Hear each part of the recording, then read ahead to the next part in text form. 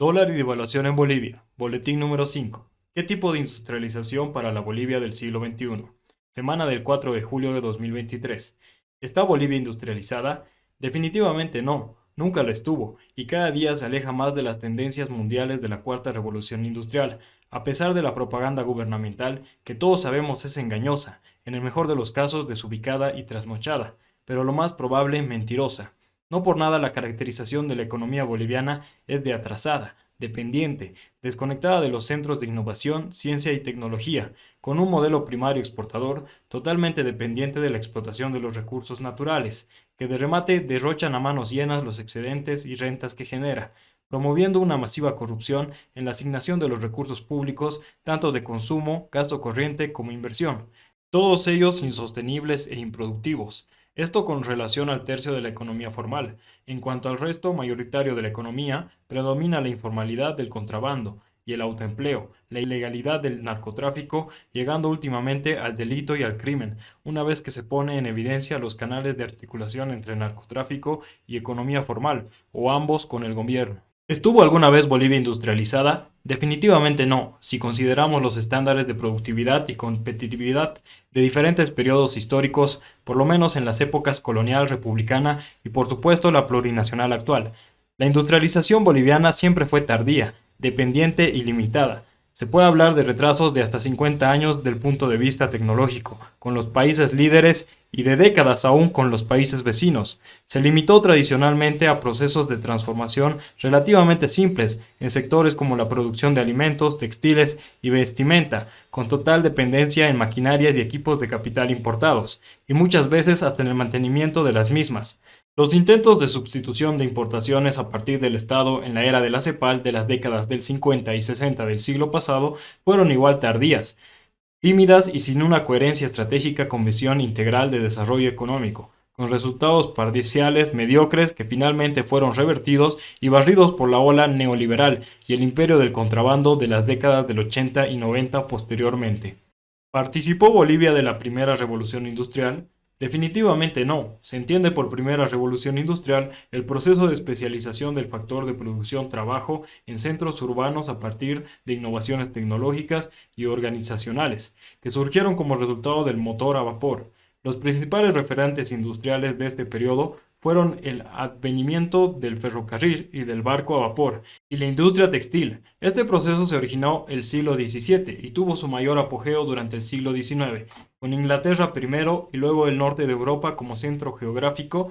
Ello permitió a Inglaterra llegar a convertirse en la primer potencia mundial desde el fin del Imperio Romano, con control directo de más de un tercio del territorio y población mundial, Norteamérica, Australia, India y colonias en Asia y África. La mayor parte de este periodo, la actual Bolivia era parte del imperio colonial español, que no participó de este proceso, tampoco en los albores de la República, caracterizados por una fuerte inestabilidad política, aislacionismo y un retorno paradójico a las estructuras económicas coloniales, fundadas en la explotación agrícola a partir de una mano de obra en servidumbre, además de la actividad minera tradicional de la colonia, centrada en la explotación de la plata de Potosí. ¿Participó Bolivia de la Segunda Revolución Industrial? Definitivamente no. Se entiende por Segunda Revolución Industrial al predominio del factor de producción capital con una generalización de la producción en serie de una infinidad de productos. La emergencia de regiones industrializadas en los principales países de Europa y Estados Unidos y la conformación de una clase obrera o proletariado, todo a partir de una segunda ola de innovaciones tecnológicas con base en la electricidad, el petróleo, el hierro y la química avanzada. Desde la segunda mitad del siglo XIX hasta la Segunda Guerra Mundial, Bolivia, a pesar de ya ser un estado independiente, quedó nuevamente al margen con una incipiente industrialización en los rubros alimentarios y textil principalmente, a partir de la iniciativa de grupos de emigrantes como las colonias alemanas y árabes respectivamente. Sin embargo, se mantuvo la característica del periodo anterior, con una total dependencia en maquinaria, tecnología y recursos humanos, especializados del exterior, a imagen del funcionamiento de la gran minería del estaño, producto que sustituyó a la plata y trasladó el centro de poder económico y político a los departamentos de Oruro y La Paz. ¿Participó Bolivia de la Tercera Revolución Industrial? Definitivamente no. Tercera revolución industrial es la expansión global de procesos de industrialización desde mediados del siglo XX, a partir de las innovaciones del transistor, la electrónica, la microelectrónica, en fin, el chip de silicio, con la producción masiva de computadoras, su incorporación en todos los aspectos de la vida económica, su inmensa capacidad de tratamiento de información, viabilizando así formas de comunicación instantáneas que modificaron totalmente a la humanidad, es decir, el Internet. Bolivia nunca se dotó de una capacidad industrial en estas industrias, limitándose a ser solo un usuario de estas tecnologías. Bolivia nunca se insertó en las cadenas de valor globales de la tecnología de información y comunicación, TICs, como fue el caso de denominados tigres asiáticos de Corea del Sur, Tailandia, Indonesia, hasta China, o de forma menos competitiva nuestros vecinos latinoamericanos, Brasil, México y Chile, que siempre arrastran el lastre ideológico de la sustitución de importaciones cepalina. Mejor ni mencionar el fracaso del proyecto Quipus en Bolivia. ¿Participa Bolivia de la Cuarta Revolución Industrial? Definitivamente no. Hasta el momento actual, junio 2023, y la supervivencia de Bolivia como nación independiente depende críticamente de su inserción en esta nueva economía, emergente de la revolución tecnocientífica del siglo XXI, con los desafíos y características emergentes de la pandemia COVID-19. La cuarta revolución industrial es un proceso en curso, denominado por avances vertiginosos en campos como la inteligencia artificial, la computación cuántica, la nanobiología, las plataformas de cadena de bloques o blockchain, el Internet de las cosas, el machine learning, la Web3, en fin, un conjunto de dominios que están totalmente fuera del alcance de Bolivia. En términos de participación activa y efectiva en investigación tecnocientífica pura y aplicada. Estos desarrollos han desnudado una pobreza pasmosa de los centros de educación superior bolivianos, que ni siquiera pueden ser llamados académicos, y que de ciencia, tecnología e innovación no saben ni hacen absolutamente nada. El primer requisito para despertar de este letargo, negación e impostura de nuestras universidades es asumir que Bolivia está totalmente al margen de estos procesos de innovación. ¿Fracasó la política de sustitución de importaciones del MNR? Sí, rotundamente sí. La sustitución de importaciones en América Latina surgió espontáneamente luego de la Gran Depresión de los años 30 del siglo XX y la Segunda Guerra Mundial. En Bolivia, reforzada por la Guerra del Chaco, que obligó a producir una serie de bienes alimenticios, vestimenta y vituallas para la guerra. El esfuerzo más serio fue el Plan Boan de 1941, de USAID, con la apertura al oriente y el surgimiento de la agroindustria de Santa Cruz. Los éxitos de esta política no deben ocultar que fue una planificación para los intereses geoestratégicos de Estados Unidos, antes que de Bolivia.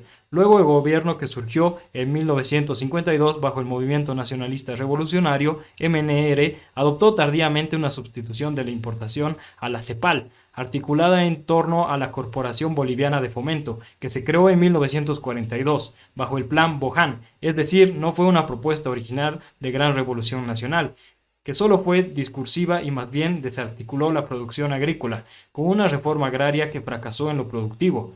En fin, todo este proceso fue sepultado por el mismo MNR en 1985, cuando estas empresas públicas eran la principal fuente de los déficits fiscales que habían llevado a una hiperinflación, de las más altas en el mundo. ¿Fracasó la actual política de sustitución de importaciones del MAS? Sí, rotundamente sí, y lo más patético es que las actuales autoridades del movimiento al socialismo MAS lo niegan, cuando todos los indicadores financieros son lapidarios. Todas las empresas productivas públicas son deficitarias, la gran mayoría no llegan a cubrir ni siquiera sus costos operativos, ni qué decir de recuperar algún día la inversión realizada. Algunas tienen serios problemas de diseño, por lo que están ya prácticamente paralizadas, es decir, un desastre. Ni qué decir de los proyectos en curso, que de materializarse solo profundizarán este cuadro catastrófico. Se habla de dotarse de una industria de química básica, que fue uno de los pilares de la segunda revolución industrial, es decir, un retraso mental de 2 siglos. Lamentablemente para Bolivia, la bonanza económica producida por el gas natural no hizo más que activar los delirios del gobierno del MAS, despilfarrando los recursos del país a imagen de lo que un hijo con adicciones despilfarra el patrimonio familiar. No solo la ideología es totalmente trasnochada, sino que los argumentos técnicos y financieros son falsos y mediocres, no tienen ningún asidero, al final solo quedará un cementerio de elefantes blancos y un pueblo sumido en la miseria. ¿Funcionó históricamente la sustitución de importaciones? Sí, con el enfoque tecnológico de mercado correcto y una adecuada lectura del momento histórico, luego de la primera revolución industrial en Inglaterra, economías como las de Alemania y Estados Unidos se industrializaron exitosamente mediante políticas de sustitución de importaciones, pero innovando. Es más, estos dos países se convirtieron en el eje de la segunda revolución industrial. Entre los países menos desarrollados, los mejores resultados se lograron de forma espontánea durante la década de los 30 y 40 en el siglo XX, en economías como la de Argentina, México y Brasil, que empezaron a desarrollar industrias propias cuando cesaron las importaciones por causa de la Segunda Guerra Mundial. Paradójicamente, la posterior aplicación de las políticas promovidas por la Comisión Económica para América Latina, CEPAL, fue un desastre debido principalmente a que ignoraron el mercado y la necesidad de exportar.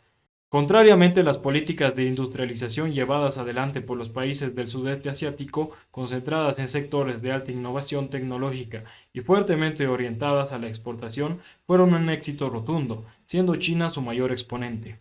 ¿Qué tipo de industrialización hay que promover el siglo XXI?